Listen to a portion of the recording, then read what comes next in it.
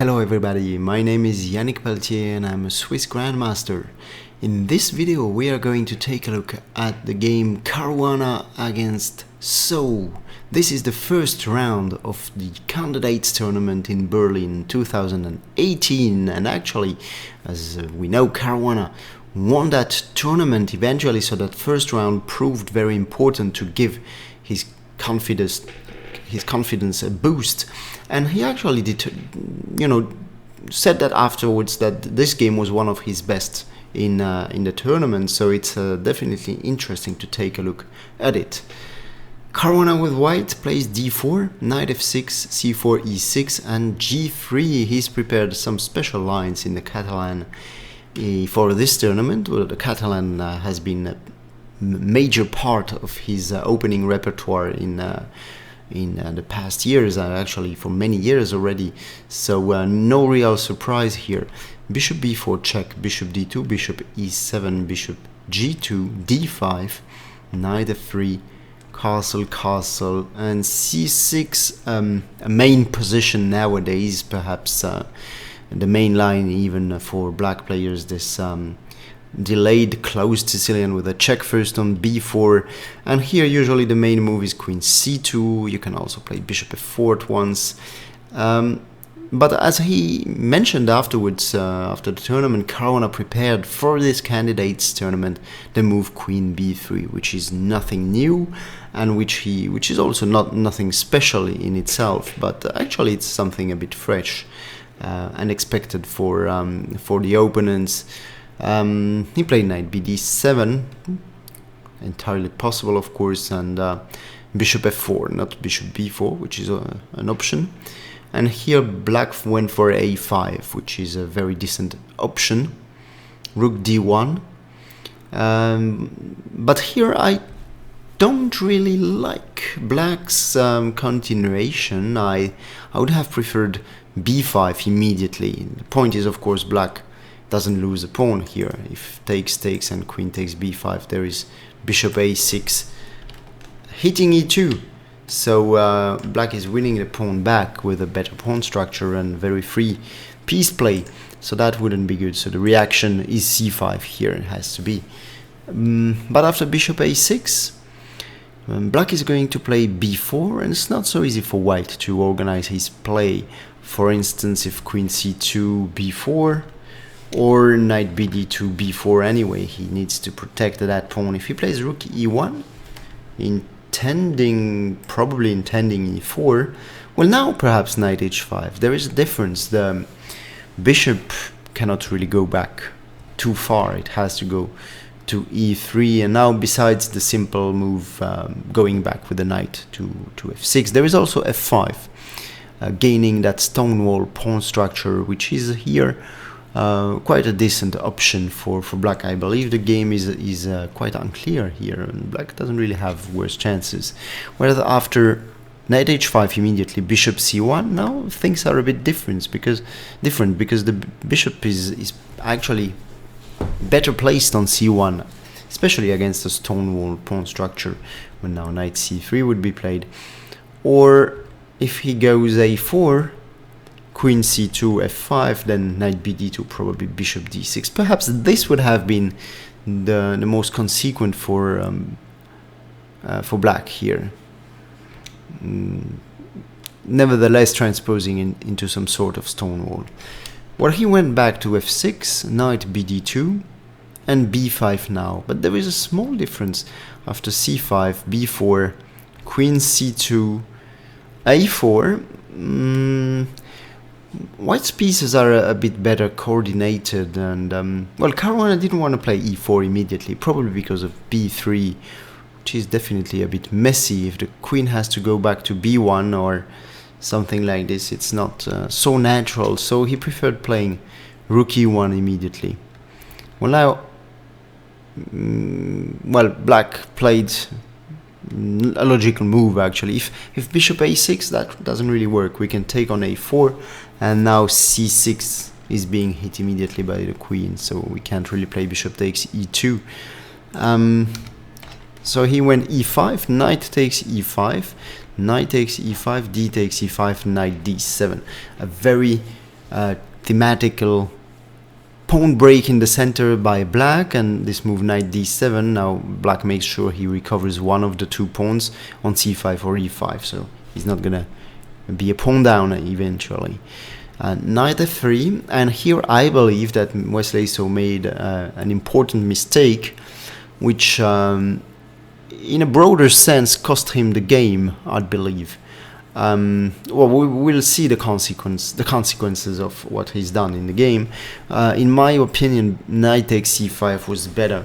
It basically does not allow white to start a strong attack on black's castle. Well, at first sight, white looks like he's a bit better, perhaps bishop e3.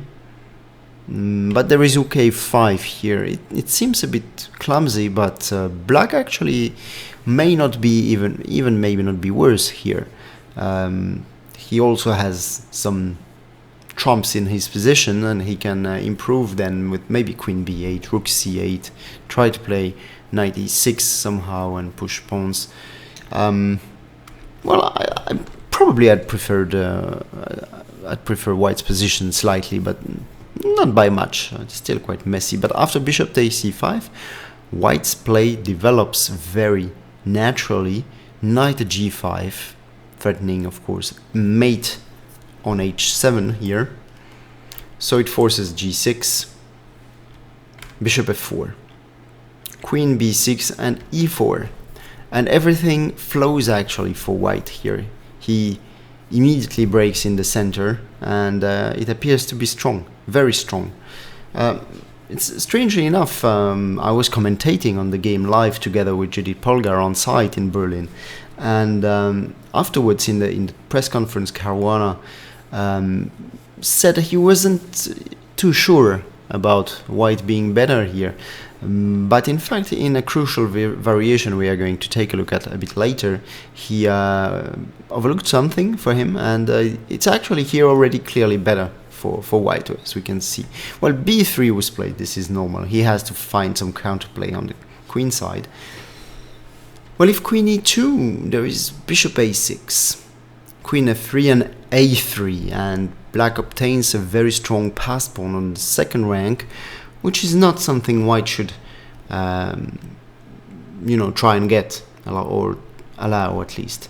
A takes b3, a takes b3, queen e2, and now the crucial variation where Caruana missed something is rook a2, which he considered to be the best. But in fact, rook a2 is also a mistake, although it's not easy to understand why. But we'll see. The crucial variation is rook a b1.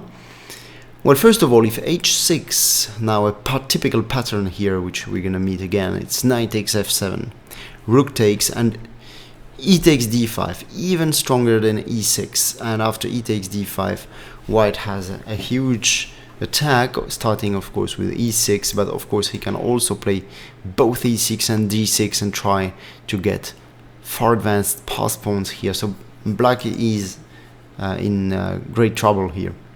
So bishop a6 is critical, queen f3, and now this move bishop d3, which Caruana was afraid of during the game, and also in the analysis they didn't really see why actually white is clearly better or even winning here.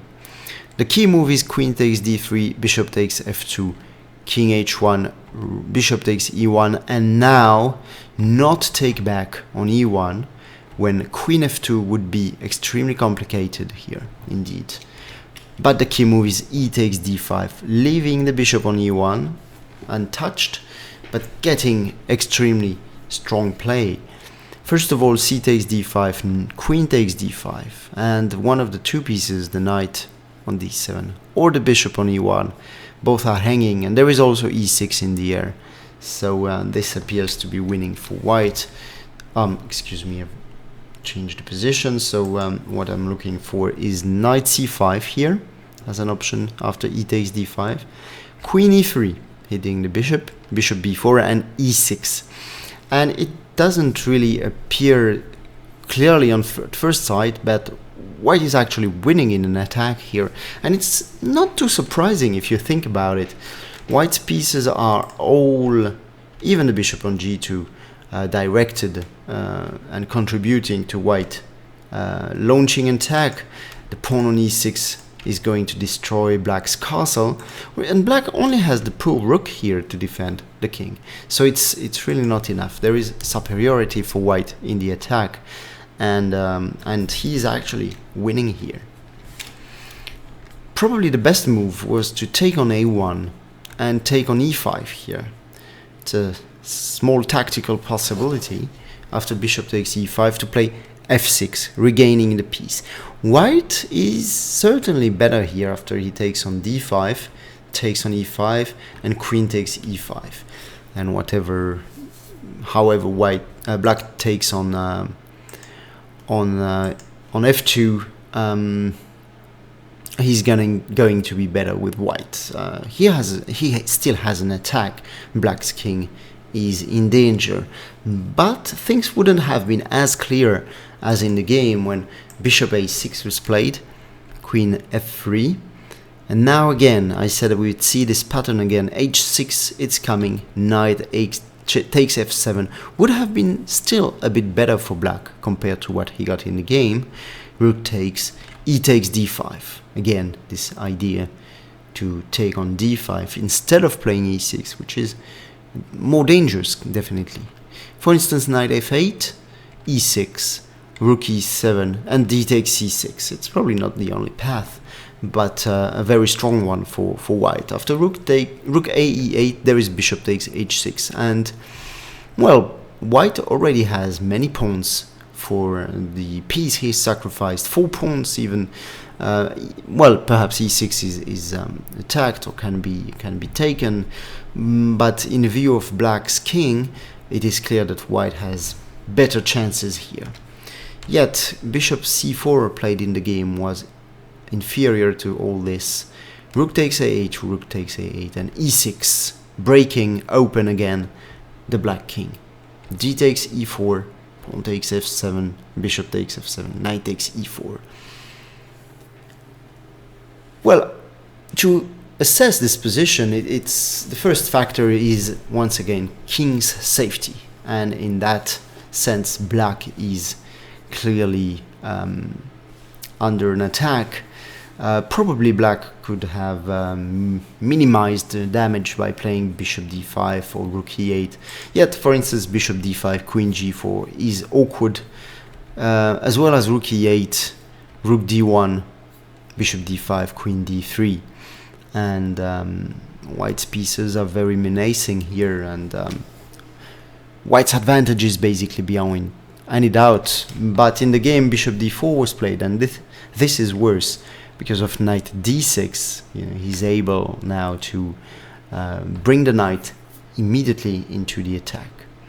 And well, Wesley so collapsed with another mistake or inaccuracy. He should have played knight f6. Well, takes on f7, takes, and here there is this strong maneuver, bishop f1, going to c4, for instance, rook a7, bishop c4, king g7. We understand the rook a7 move was just trying to prevent rook e7, but rook e6 is possible, and white is, well, almost winning, we can say. Well, bishop d5 was played, and queen e2. He's wants to exchange his bishop in order to get queen e6. So knight f8, covering f6, covering e6. Sorry, takes on d5, takes queen f3 back, threatening on d5, but also looking forward to entering on f7. Queen a5 and rook e7. In this position, Wesley so resigned, which is not premature because there are numerous threats linked to some queen f7 moves at some point. So, well, clearly white is completely winning, so that meant actually a very good start for Caruana. If you liked this game, please like it and subscribe to my channel. Thank you very much, and goodbye.